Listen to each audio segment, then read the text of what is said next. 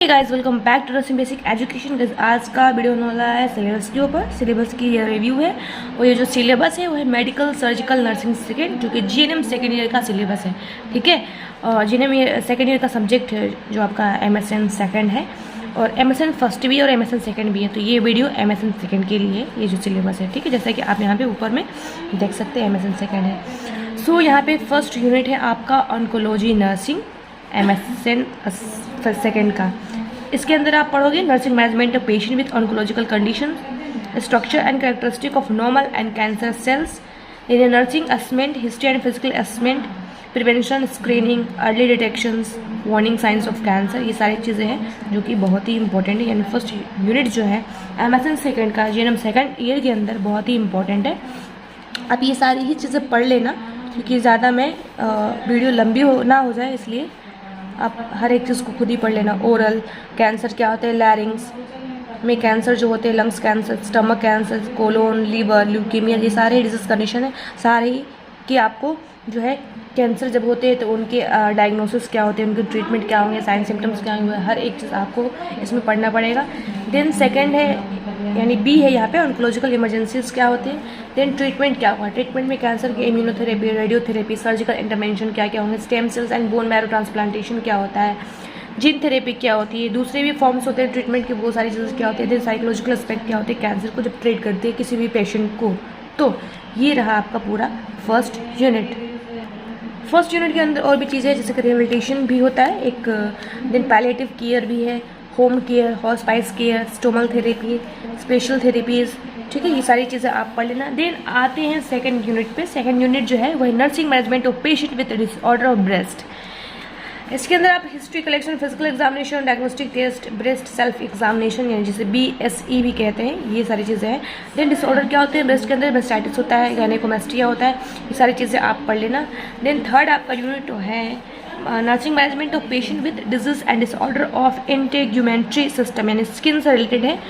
तो इसके अंदर देख लेते हैं थोड़ा सा लीजन आता है, ठीक है, इन्फेक्शियस आता है, नॉन इन्फेक्शियस, और डर्मेटोज क्या होते हैं, इन्फ्लेमेटरी डर्मेटोज क्या होते हैं, एक्नी क्या होता है, ठीक है, और एलर्जीज होते हैं, एक्जिमा होते हैं, सोरियासिस होता है, ठीक है, मेलिग्नेंट होते हैं, और एलोपेशिया, ये सारे ही क्या है स्किन से रिलेटेड डिजीज हैं, इम्पैटिगो, पायोडर्मा, ठीक, ये सारी चीज़ें आप पढ़ लेना। इसके अलावा ये सारा ही पोर्शन जो है स्किन से रिलेटेड है, स्किन कैंसर हो गया, स्केबीज हो गया, ठीक है, स्पेशल डर्मेटोलॉजिकल थेरेपीज़ क्या क्या होते हैं। देन F के अंदर है बर्न एंड इट्स मैनेजमेंट, यानी जब जल जाता है तो कौन कौन सा ट्रीटमेंट करते हैं। यहाँ पे बर्न्स, प्लास्टिक सर्जरी है, incidents, causes of Burns, types of burn, classification होते हैं बर्न्स के, पैथोफिजियोलॉजी आपको बताना होगा, एक फार्मूला होता है कि कितने हमें अमाउंट में जो है फ्लूइड देना होता है किसी भी बर्न पेशेंट को, तो उसका कैलकुलेशन, उसी को कहते हैं कैलकुलेशन ऑफ परसेंटेज।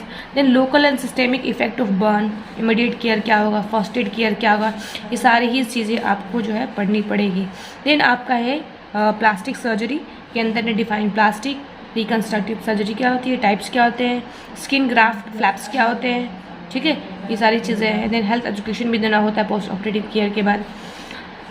इसके अलावा कौन कौन से जो है ड्रग यूज़ करते हैं इस डिसऑर्डर में, ठीक है, इसको ट्रीट करने के लिए। देन आपका आता है 4 unit ophthalmology and ophthalmic nursing, यानी आई से रिलेटेड है। इसके अंदर आप पढ़ोगे review of anatomy and physiology of eye, जो कि आप जीएनएम फर्स्ट ईयर में ह्यूमन एनाटॉमी में पढ़ चुके हो, तो आपको थोड़ा सा यहाँ वापस से आई की एनाटॉमी और फिजियोलॉजी को रिव्यू करना है। Then assessment of function of eyes, history, physical examination, ये सारी चीज़ें तो आती रहेंगी, स्नेलन चार्ट होता है। और अब आता है आपका कौन कौन से जो है आई में कंडीशन देखने को मिलता है, यानी आई डिसऑर्डर कौन कौन से होते हैं, जैसे कि ब्लेफाइटिस हो गया, आई लिड में जब इन्फ्लामेशन हो जाता है, सॉरी, देन स्टाई हो गया, चैलाजियन हो गया, ठीक है, एंट्रोपियन हो गया। फोर्थ यूनिट को ही कंटिन्यू करा गया है। देन एक्टोपियन, ये सारी चीज़ें ही आप पढ़ लेना। डिजेनरेटिव कंडीशन कौन कौन से होते हैं, कैटरैक्ट हो गया, रेटिनोपैथी हो गया, रेटिनल डिटैचमेंट हो गया, ठीक है, ट्यूमर्स होते हैं, colour blindness, night blindness, total blindness, ये सारी चीज़ें जो है आई डिसऑर्डर के ही अंतर्गत आती है, उनका ट्रीटमेंट वगैरह हर एक चीज़ को आप पढ़ लेना। वीडियो काफ़ी लंबी हो जाएगी, इसलिए मैं हर एक चीज़ को जो है सिर्फ सुपरफिशियल ही बता रही हूँ, बाकी आप जो है चीज़ों को देखते रहो। देन आते हैं यूनिट 5। यूनिट 5 है आपका nursing management of patient with disorder and disease of ear, nose and throat, यानी ENT है, तीनों ही चीज़ें है, ENT, ear, nose and throat. तो ईयर के अंदर है पहला है कि review of anatomy and physiology of ear, assessment आ जाएगा पूरा, ईयर एग्जामिनेशन, डायग्नोस्टिक टेस्ट क्या होते हैं ईयर्स के लिए, वो सारी चीज़ें आ जाएंगी। अब इसके आगे disease and disorder of the year क्या क्या होते हैं, तो यहाँ पे दिया हुआ है एक्सटर्नल ईयर, यानी ईयर को जो है 3 पार्ट्स में डिवाइड किया गया है, एक्सटर्नल, मिडिल और इंटरनल, और उसके हिसाब से अलग अलग डिसऑर्डर दिए गए हैं। जैसे कि एक्सटर्नल ईयर के अंदर आता है डिजीज कंडीशन, ओटाइटिस हो गया, फॉरेन बॉडी इम्पैक्टेड सेरुमन जो होता है, ठीक। मिडिल ईयर हो गया, ओटाइटिस मीडिया वगैरह आते हैं। इंटरनल ईयर हो गया आपका लेब्रिथाइटिस आ गया, ठीक है। मेनियस डिजीज होते हैं, ओटोस्क्लेरोसिस होते हैं, डीफनेस होता है, कंडक्टिव डीफनेस क्या होते हैं, ये सारी चीज़ें पढ़ने को मिलेगा। देन आपका आता है नोज, ठीक है, आई तो खत्म हो गया। देन है नोज, नोज के अंदर नोज की एनाटॉमी फिजियोलॉजी पढ़ोगे। देन जो डिजीज कंडीशन है वो है आपका राइनाइटिस, साइनोसाइटिस, ऑब्स्ट्रक्शन, पोलिप्स वगैरह होते हैं, फॉरेन बॉडी जो है इंसर्ट हो जाते हैं, तो वो सारी चीज़ें हैं जो है आपको पढ़ना होगा। डेविएटेड नेजल सेप्टम क्या होते हैं, एपिस्टैक्सिस क्या होता है। अब आता है नेक्स्ट आपका थ्रोट यानी गला, तो थ्रोट की आप पहले तो एनाटॉमी और फिजियोलॉजी पढ़ोगे। देन आगे चलते डिजीज कंडीशन क्या क्या हो सकता है, सो इसके अंदर टॉन्सिलाइटिस, एडोनाइटिस, लेरेंजाइटिस, ट्यूमर्स वगैरह आते हैं, ये सारी चीज़ें ही आती हैं, इंजरी, फॉरेन बॉडी, ठीक है। और कौन कौन से जो है ट्रीटमेंट के लिए कौन कौन से ड्रग यूज़ करते हैं ENT डिसऑर्डर के लिए, पूरी ही चीज़ों के लिए, ठीक है। नेक्स्ट यूनिट है 6, इसके अंदर है nursing management of patient with cardiovascular, circulatory और हिमेटोलॉजिकल डिसऑर्डर।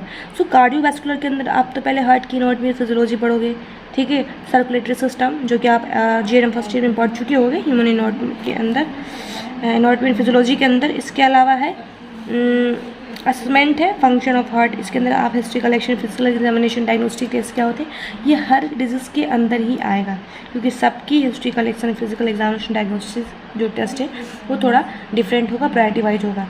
देन जो C है आपका डिसऑर्डर है कार्डियोवैस्कुलर से रिलेटेड, जैसे कि कोरोनरी आर्टरी डिजीज़ का है, एरिथमिया हो गया, कोरोनरी आर्टरी डिजीज़ के अंदर angina pectoris, coronary atherosclerosis, myocardial infection हो गया, वल्वर हार्ट डिजीज़ हो गया, mitral stenosis, aortic stenosis, incompetence, regurgitations, tricuspid stenosis, pulmonary stenosis, inflammation and infection, pericarditis, myocarditis, endocarditis, rheumatic fever, heart block, complication of heart disease क्या क्या से हो सकते हैं, जैसे कि यहाँ पे है acute heart failure, chronic congestive cardiac failure, cardiogenic shock क्या होते हैं, पेरिकार्डियल इफ्यूजन क्या होता है, कार्डियक टेम्पोनेट क्या होते हैं, कार्डियक इमरजेंसीज क्या क्या होते हैं, कार्डियक अरेस्ट जैसे हो गया, शॉक हो गया। देन वैस्कुलर डिसऑर्डर हो जाएंगे आपके, यानी वेसल से रिलेटेड हो जाएंगे आपके। आर्टेरियल डिसऑर्डर क्या होगा, आर्टेरियल अल्सर वगैरह, ये सारे एन्यूरिज्म वगैरह, हर एक चीज़ को आपको इसी में आता है। DVT, डीप वेन थ्रोम्बोसिस, ये हर एक डिसऑर्डर जो है आपको कार्डियोवैस्कुलर डिजीज़ के अंदर, डिसऑर्डर के अंदर आपको पढ़ने होंगे, ठीक है। उसी में कंटिन्यू है लिम्फेडेमा और एलिफेंटाइसिस।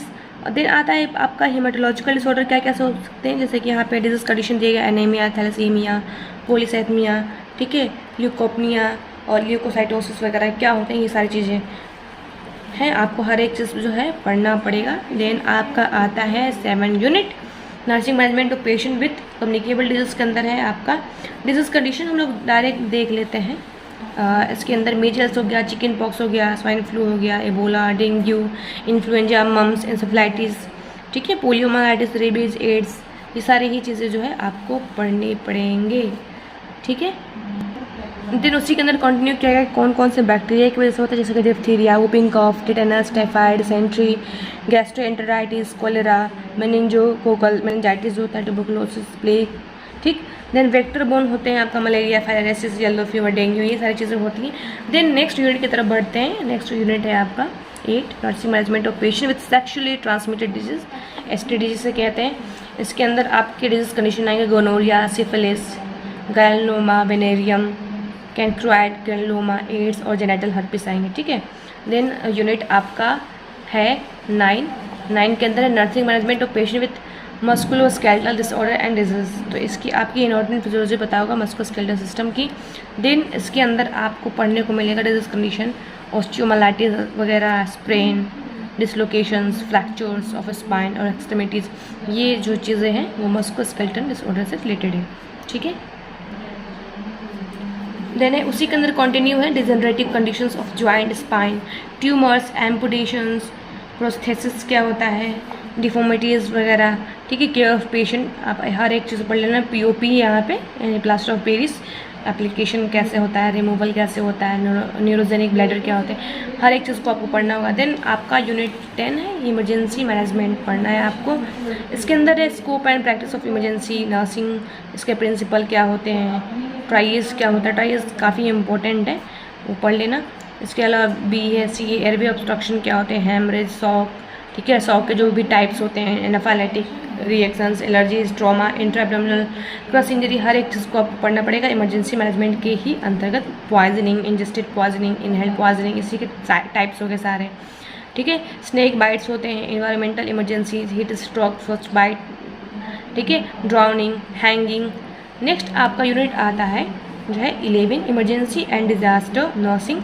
नेचुरल क्लाइमेटिस के बारे में पढ़ोगे, फ्लड, अर्थक्वेक हो गया, वोल्केनिक इरप्शन हो गया, मैन मेड डिजास्टर होंगे, ठीक है। डिजास्टर के 2 टाइप्स होते हैं। देन है explosion, war, fire, accident, emergency preparedness क्या होता है, community resources available to meet calamities, nurse's role क्या होता है डिजास्टर मैनेजमेंट में। ये आपका यूनिट 11 हो गया।